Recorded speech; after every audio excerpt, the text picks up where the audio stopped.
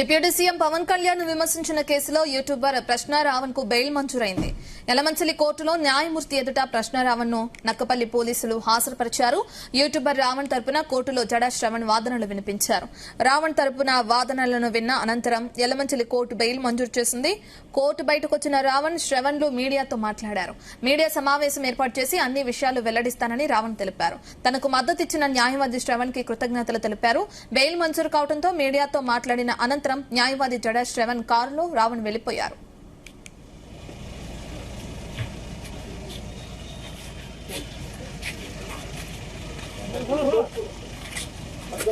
ఒక కూలంకుషంగా ఒక press meet పెట్టి దీని గురించి మాట్లాడతాను. Thank you so much media for supporting me and judges కూడా అట్ ది సేమ్ టైం మా శ్రవణ్ అన్న. అసలు ఆయన లేకపోతే ఈరోజు ఈ కేసు లేదు. ఈయన గురించి కూడా సపరేట్గా నేను మాట్లాడతాను. సపరేట్ వీడియో కాదు, ప్రెస్ మీట్ పెట్టి మాట్లాడతాను. Will meet in press meet.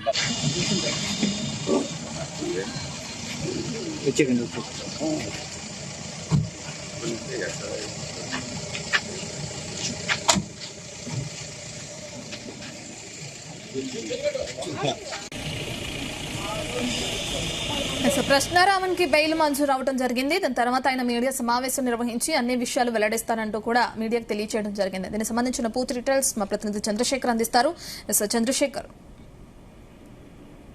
Right రత్న, చూసుకుంటే ఏదైతే గత 3 రోజులుగా కూడా ఉత్కంఠభరితంగా కొనసాగినటువంటి ప్రశ్నారావణ్కు సంబంధించినటువంటి ఎపిసోడ్ లో ప్రస్తుతం ఉత్కంఠభరిత దానికైతే ఈ రోజు తెరపడినట్లుగా తెలుస్తుంది. ప్రధానంగా చూసుకుంటే ఏదైతే ఏపీ డిప్యూటీ సీఎం పైన అనుచిత వ్యాఖ్యలు చేసినటువంటి ప్రశ్నారావణ్ పైన ఇప్పటికే జన సైనికులు అయితే పలు పోలీస్ స్టేషన్లు ఇప్పటికే ఫిర్యాదు అయితే చేయడం జరిగింది. జన సైనికులు ఫిర్యాదు మేరకు కేసులు నమోదు చేసినటువంటి పలు పోలీస్ స్టేషన్లో ఉన్నటువంటి పోలీసులు అయితే రావణ్ పైన కేసులు కూడా నమోదు చేశారు. ఈ నేపథ్యంలోనే చూసుకుంటే గత నిన్న రాత్రి కూడా మచిలీపట్నంలోని బెయిల్ మంజూరు అయిన తర్వాత అక్కడి నుంచి ఆయకరాపేటకు సంబంధించినటువంటి పోలీసులు అయితే ఆయన్ని అదుపులోకి తీసుకొని నక్కపల్లి ప్రాంతానికి అయితే తీసుకురావడం జరిగింది. అడ్ రోడ్ లో ఉన్నటువంటి పోలీస్ స్టేషన్ లో ఆయన ఈ రోజు ఉదయం నుంచి కూడా విచారించడం అయితే జరిగింది. ఈ నేపథ్యంలో చూసుకుంటే మరోవైపు మాత్రం ఈ రావణ్ కు సంబంధించినటువంటి బెయిల్ విషయంలో ఆయన వెన్నంటే ఉన్నటువంటి జడా శ్రావణ్ అయితే ఈ రోజు యలమంచిలి కోర్టుకి అయితే చేరుకోవడం జరిగింది. సాయంత్రం 4 గంటల ప్రాంతంలో రావణ్ ని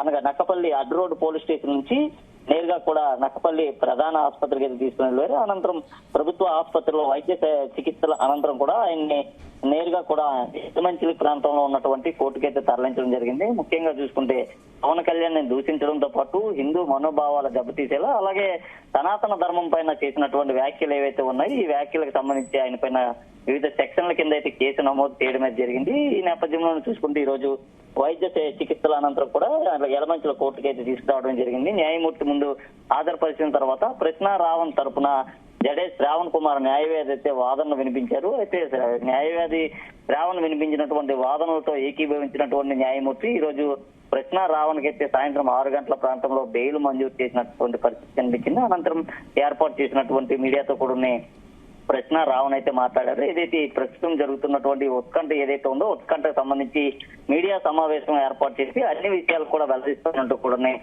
ఒక నిమిషం పాటు కూడా మాట్లాడాయంటే ఆ జడే శ్రావణ్ కారులో వెళ్లిపోయినటువంటి పరిస్థితి కనిపించింది. ముఖ్యంగా చూసుకుంటే గత కొద్ది రోజులుగా కూడా ఆంధ్రప్రదేశ్ లో ప్రశ్నారావణ్ మాట్లాడినటువంటి మాటలు ఏవైతే ఉన్నాయో ఈ మాటలతో ఒక్కసారిగా కూడా ఉద్రిక్త వాతావరణ పరిస్థితులు నెలకొన్నాయని చెప్పుకోవచ్చు. ముఖ్యంగా చూసుకుంటే AP deputy CM Pawan Kalyan పైన అనుచిత వ్యాఖ్యలు చేయడంతో పాటు అలాగే ఏదైతే సనాతన ధర్మాన్ని ఉద్దేశించి కూడా రావణ్ చేసినటువంటి వ్యాఖ్యలు ఏవైతే ఉన్నాయో ఈ వ్యాఖ్యల పైన పూర్తిగా ఇటు హిందూ ధర్మానికి సంబంధించిన వారంతా కావచ్చు, హిందువులు కావచ్చు, ఇతరత్ర జన సైనికులు, వీర మహిళలు వీరంతా కూడా ఒకసారిగా మండిపడినటువంటి పరిస్థితి కనిపించింది. ఈ నేపథ్యంలోనే పలు పోలీస్ స్టేషన్లు కూడా కింద కూడా వారైతే ఫిర్యాదులు అయితే చేశారు. మొన్న కూడా చూసుకుంటే ఏదైతే మచిలీపట్నం పరిధిలో ఉన్నటువంటి ఐనదుగురు వద్ద కూడా కేసు అయితే నమోదు చేయడం జరిగింది. ఈ నేపథ్యంలోనే ఐనదుగురు ఏదైతే పోలీస్ స్టేషన్ ఉందో అక్కడ ఉన్నటువంటి కోర్టులో ఆయన హాజరుపరిచిన తర్వాత అక్కడ నుంచి నేరుగా పాయకరావుపేట పోలీసులో నిన్న సాయంత్రం అదుపులోకి తీసుకుని ఈ రోజు ఉదయం అనకాపల్లి జిల్లాకు తీసుకురావడం జరిగింది. ఉదయం 8 గంటల ప్రాంతంలో తీసుకొచ్చిన తర్వాత నుంచి కూడా ఆయన్ని విచారించినటువంటి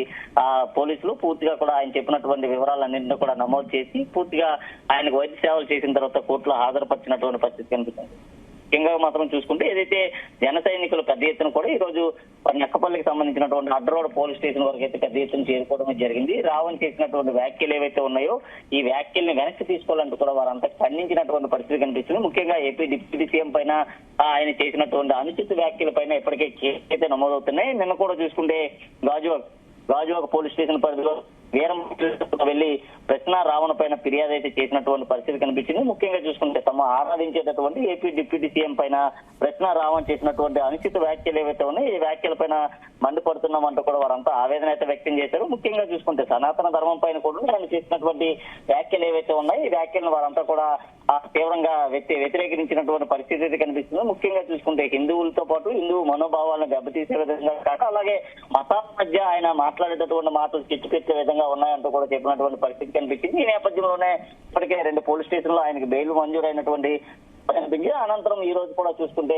యలమంచిలి కోర్టులో కూడా ఆయనకి న్యాయవాది అయితే జడేష్ రావణ్ వినిపించినటువంటి వాదనలు ఏవైతే ఉన్నాయో ఆ వాదనలతో ఏకీభవించిన తర్వాత ఆయనకైతే బెయిల్ అయితే మంజూరు చేశారు. బెయిల్ మంజూరైన అనంతరం కూడా రావణ్ అయితే నేరుగా జడేష్ రావణ్ తో కలిసి కారులో బయలుదేరినటువంటి పరిస్థితి కనిపించింది. కొద్దిసేపటి క్రితం మాత్రం చూసుకుంటే మరో సమాచారం కూడా ప్రస్తుతం అయితే అందుతున్నట్లుగా తెలుస్తుంది. ఏదైతే రావణ్ కు సంబంధించినటువంటి వెహికల్ ఏదైతే ఉందో ఈ వెహికల్ ని ఈ రోజు చూసుకుంటే సాయంత్రం కొద్దిసేపటి క్రితమే వేంపాడ వద్ద ఉన్నటువంటి టోల్ గేట్ వద్ద కూడా పోలీసులు ఆపినట్లుగా తెలుస్తుంది. ముఖ్యంగా చూసుకుంటే మరికొన్ని పోలీస్ స్టేషన్ల పరిధిలో కూడా ఇప్పటికే రావణ్ పైన కేసులు అయితే నమోదవుతా ఉన్నాయి. వరుసగా కూడా నమోదవుతున్నటువంటి కేసుల నేపథ్యంలో వారు కూడా అదుపులోకి తీసుకున్నటువంటి పరిస్థితి అయితే కనిపిస్తుంది. అయితే ప్రస్తుతానికి మాత్రం చూసుకుంటే యలమంచిలి కోర్టులో తర్వాత మాత్రం రావణ్ అయితే కాస్త ఊరట లభించిందనే చెప్పుకోవచ్చు. ముఖ్యంగా చూసుకుంటే ఆయన చేసినటువంటి ఈ అనుచిత వ్యాఖ్యలు ఏవైతే ఉన్నాయి ఈ వ్యాఖ్య డిమాండ్ చేస్తున్నటువంటి పరిస్థితి కనిపించింది. సాయంత్రం కూడా చూసుకుంటే అనకాపల్లి జిల్లాకు సంబంధించినటువంటి ఏదైతే అడ్డరోడ్డు పిఎస్ ఏదైతే ఉందో ఆ పిఎస్ కూడా వారంతా ఆందోళన తిరిగారు. అన్ని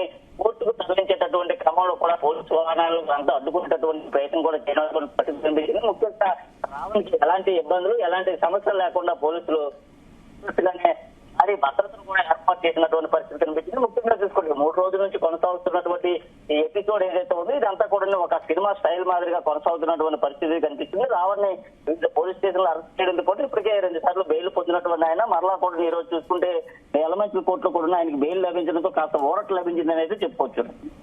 ఓకే, థ్యాంక్ యూ చంద్రశేఖర్.